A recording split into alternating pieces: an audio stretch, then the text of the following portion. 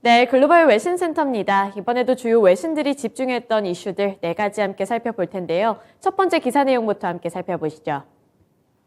CNN 보도 내용입니다. Producer prices rose in January, but annual inflation continued to cool.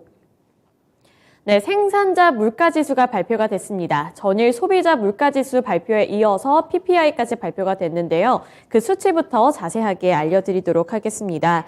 우선 미국의 소매 물가에 이어서 도매 물가도 시장의 예상치보다 높은 수준으로 발표가 됐습니다. 따라서 인플레이션 장기화 우려가 다시 한번 고개를 들고 있다. 이러한 평가가 시장에 나타나고 있는데요. 미국 노동부에 따르면 1월 생산자 물가지수는 전달보다 0.7% 그리고 지난해 같은 달보다는 6%로 각각 올랐습니다. 전달 대비 상승률은 지난해 6월 이후 가장 큰 폭으로 올랐고요. 또 블룸버그가 집계했던 전문가 전망치도 큰 폭으로 웃도는 수치를 기록을 했는데요. 전년 동월 대비로는 12월에 6.5%보다 줄어들면서 7개월 연속으로 감소세를 나타냈지만 여전히 미국 연준의 물가 상승률 목표치인 2%에 3배 가까이 더 되는 수치를 나타냈습니다. 또 앞서 발표됐던 1월 소비자 물가지수도 전달보다 0.5% 그리고 전년의 같은 달보다 6.4% 오르면서 시장의 전망치를 훌쩍 웃돌았는데요. 이렇게 CPI 그리고 PPI까지 높게 나오면서 시장의 우려감은 더욱더 커지고 있습니다. 이에 시장도 부담감으로 느끼면서 하락하는 모습이 연출되기도 했는데요. 이번 발표된 PPI와 관련해서 주요 코멘트도 함께 살펴보도록 하겠습니다. 커트 랭킨 PNC 이코노미스트의 발언이고요. 1월의 생산자 물가지수 보고서는 인플레이션과의 싸움에서 후퇴한 것이라고 말했습니다. 또 PPI 상승은 생산자가 원자재와 시장으로의 상품 운송 측면에서 비용을 소비자에게 전가함에 따라 CPI 상승으로 이어질 수 있다는 건데요. 결국에는 도매 물가 그리고 생산자 물가가 오르게 되면서 이러한 부분들이 결국에는 소비자 물가로 전이가 될 것이고 전가가 될 경우에는 인플레이션 압력이 더욱더 강해질 수 있다는 점을 짚어줬습니다. 네, 두 번째 기사 내용 살펴보겠습니다. 원유 관련한 소식이었는데요. CNBC 보도 내용입니다. Sanctions on Russian oil are having the intended effect, IEA says. 네, IEA가 주요 코멘트를 내놨습니다. 어떠한 내용이었는지 주요 기사 내용 함께 살펴보시죠. 국제에너지기구 IEA는 최근 몇 달간 러시아산 원유에 대한 수입 금지 조치와 가격 제한 조치가 의도한 결과를 내고 있다고 분석했습니다. 러시아산 석유 제품에 대한 유럽연합의 금수 조치는 12월 5일 주요 G7 국가들이 시행한 유가 상한선 $60를 바탕으로 2월 5일에 발효가 됐습니다. 이 IEA 석유 산업 및 시장 부문 책임자인 보소은이는 러시아의 석유 생산과 수출이 최근 몇 달 동안 예상보다 훨씬 더 잘 유지되고 있다고 밝혔는데요. 모스크바가 이전에 유럽으로 갔던 원유의 상당 부분을 아시아의 새로운 시장으로 재배치할 수 있었기 때문이라고 분석하고 있습니다. IEA의 수요일 석유 시장 보고서에 따르면 특히 중국과 인도 그리고 튀르키예는 지난 1월 러시아의 대유럽 원유 수출이 하루 40만 배럴 감소한 것을 부분적으로 상쇄시키기 위해서 구매를 늘렸다고 짚어줬는데요. 일부 러시아 석유도 여전히 드루즈파 파이프라인과 불가리아를 통해 유럽으로 향하고 있는데 두 나라 모두 이후에 금수 조치에서 면제가 된다는 부분까지 함께 짚어줬습니다. 이처럼 러시아의 순석유 생산량은 지난 1월 전쟁 전 수준보다 하루 16만 배럴 감소하는 데 그쳤고요. 또 전 세계 시장으로 820만 배럴의 석유가 출하됐다고 IEA는 밝혔습니다. 또 G7 가격 상한선은 러시아가 우랄산 원유를 다른 원유 공급원보다 잠재적으로 더 매력적인 가격에 팔아야 하기 때문에 러시아의 수출을 어느 정도 촉진하는 데 도움이 될 수 있다는 점까지 덧붙였습니다.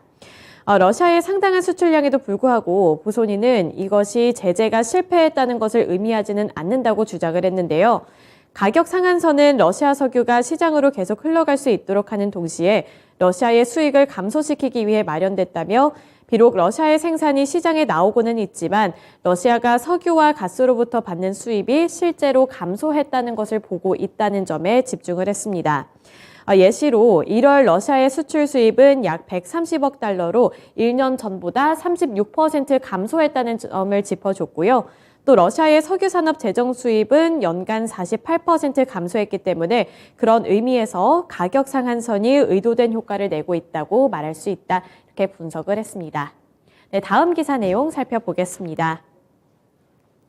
네, 중국과 미국 간의 갈등 상황과 관련되어 있는 기사 내용이었는데요. CNBC 보도 내용입니다. Biden says 3 recently downed aerial objects were not linked to Chinese spy program. 네, 어떠한 내용이었는지 우선은 자세한 내용부터 살펴보도록 할 텐데요.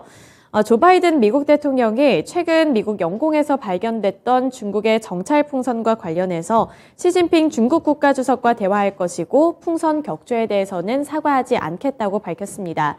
다만 이러한 이 스파이 풍선이 민간 기업들의 소행이라고 밝히기도 했는데요.